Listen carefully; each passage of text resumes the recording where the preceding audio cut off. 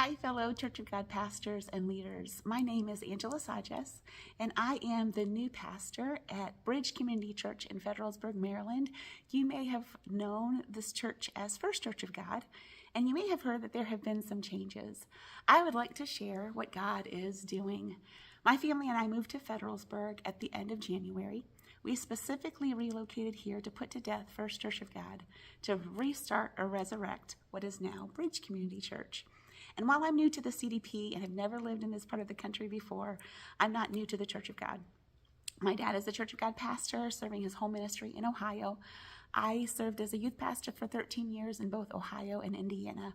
I met my husband, Will, at the Anderson University School of Theology. He was ordained in Indiana before we moved to Rhode Island in 2010 to serve in a multicultural ministry there for nearly 14 years. We began to feel like we had done as much in Rhode Island as we could do there. And then we received this email from this little church in Federalsburg, Maryland. It was obvious that the church had a good history of doing community outreach. The email also shared how there's a large Haitian community here in this area. It also spoke of their desire to be a multicultural ministry and to reach a diverse community. So my husband, who's from Haiti, and we looked at each other and said, well, if any couple might be uniquely gifted for an area like this, it could just well be us.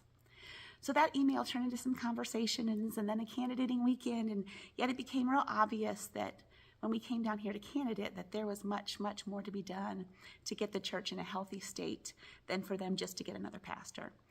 And I didn't know if I was the one to do all that. I wasn't looking to restart or to plant a church. I have never thought of myself as a church planter. And that's where Pastor Dan Turner came in.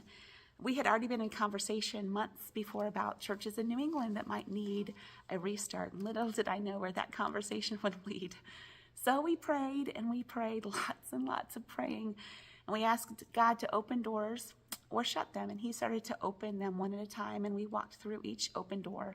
And we didn't know what we were getting into, and we're still trying to figure it out. There have been lots of times when we thought, how did we even get here?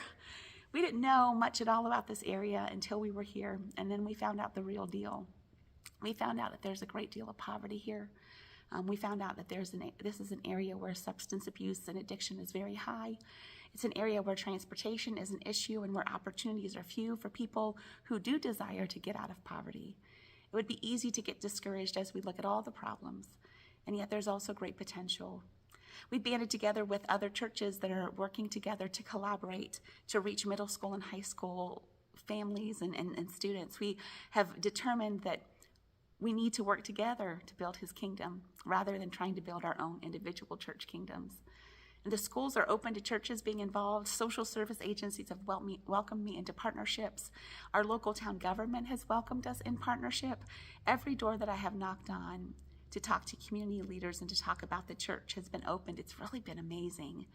And plus we have a remnant of people who are most definitely, they want and desire to be a different kind of church, the kind of church that can reach people that have been hurt in the church, and the kind of church that's willing to do whatever it takes to reach the younger generations who have left the church by the millions.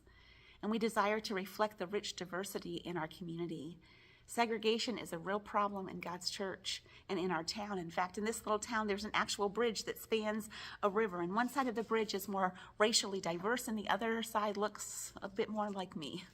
One side is more impoverished than the other. And that's why we determined to call our church Bridge Community Church, because we want to bridge, to be a bridge to hope, freedom, and purpose in Jesus. That's our mission statement. We want to be a bridge to bring people together through Jesus. And we want to be a church in the community and for the community by meeting the needs of the community. We want to be unified by focusing on how to have healthy relationships. So we launch on October 20th, and I am excitedly terrified. There's still so much to do and so much to work out, and I am not able. I'm not creative enough. I'm not smart enough. I'm not gifted enough. I still don't see myself as a church planter. But God has a different idea, which I still think he's crazy to have, and he is more than able. He can take our tiny faith and our tiny abilities and our tiny lives when surrendered to him and do something. And this is where you come in, brothers and sisters. I want to ask if you will join us on this restart mission.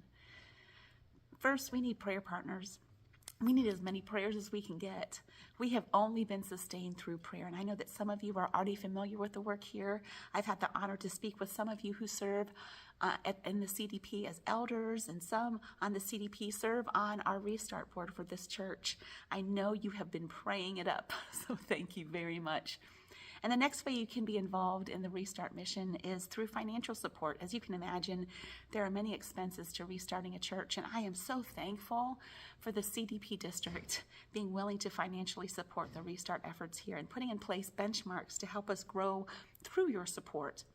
If your church would like to add to that financial support, know that it will be used for things like community outreach, which we have done a lot and will continue to do. That will be the fabric of our church. Revamping our children's ministry area, repairing and renovating our Hearts and Hands Clothing Center. The list can go on and on. And then the final way, and the way that I'm most excited and yet also nervous to share, will take some more sacrifice and investment. I'm going to ask if you might be willing to send some restart missionaries to our church for the first 3 months or so of our restart. We have lots of gaps that need to be filled in serving. We are still a skeleton crew, even though God is blessing and is bringing more people.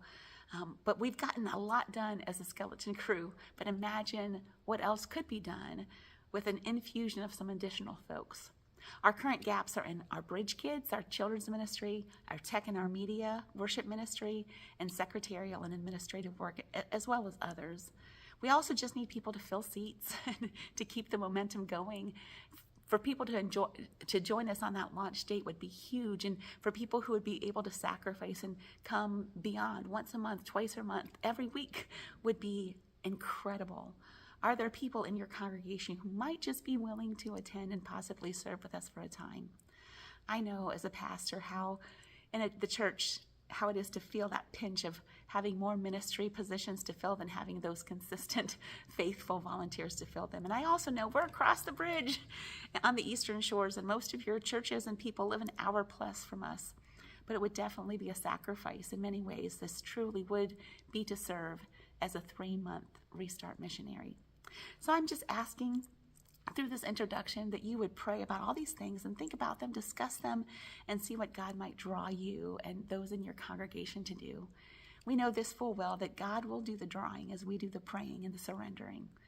We're praying for his drawing and for a move of God through our little town and beyond. Thank you for being part of that journey and for praying for this restart mission.